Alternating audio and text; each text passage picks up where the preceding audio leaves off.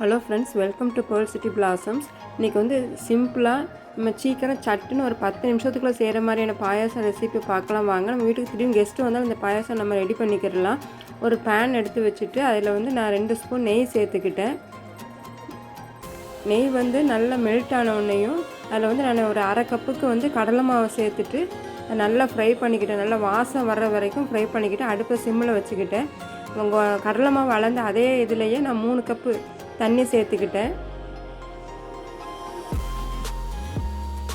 அந்த தண்ணி வந்து நல்லா கொதிக்கணும்.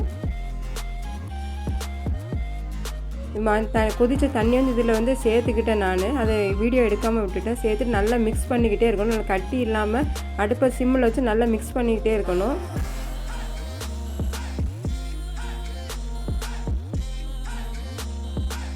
ஒரு 2 நிமிஷத்துக்கு வந்து நம்ம மூடி வச்சு நல்லா மூடி வச்சுட்டு நல்லா அந்த மாவை வந்து நல்லா வேக வச்சுக்கிறணும். அடுப்பை வந்து நம்ம சிம்மில் தான் வச்சு இது பண்ணணும்.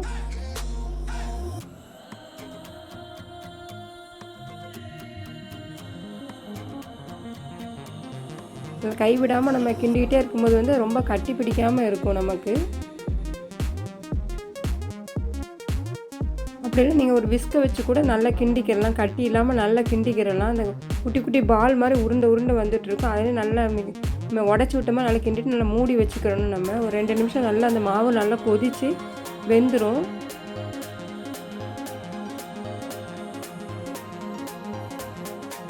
அதில் வெந்த பிறகு அதில் வந்து நான் வந்து ஒரு 1/2 லிட்டர் பால் சேர்த்துக்கிட்டேன். பால் சேர்த்து நல்லா மாவு எல்லாம் சேர்ந்து நல்லா ஒன்றா திரண்டு வெந்த உடனேயும் அது கூட வந்து நான் வந்து 2 கப்பு சுகர் சேர்த்துக்கிட்டேன்.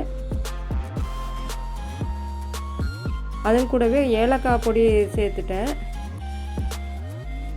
சேர்த்துட்டு இன்னொரு பேனில் நெய் விட்டு நெய் மெல்ட் ஆனதும் நம்ம முந்திரி பாதாம் சேர்த்து வறுத்து நம்ம அந்த பாயாசத்தில் வந்து நான் சேர்த்துட்டேன். இப்போ நமக்கு வந்து சிம்பிளாக சட்டுன்னு செய்யக்கூட பாயாசம் நமக்கு ரெடி ஆகிடுச்சு. டேஸ்ட்டும் ரொம்ப நல்லாயிருக்கும். நீங்களும் ட்ரை பண்ணி பாருங்கள். இது நம்ம சுவாமிக்கு பிரசாதமாக வச்சுக்கிறலாம்.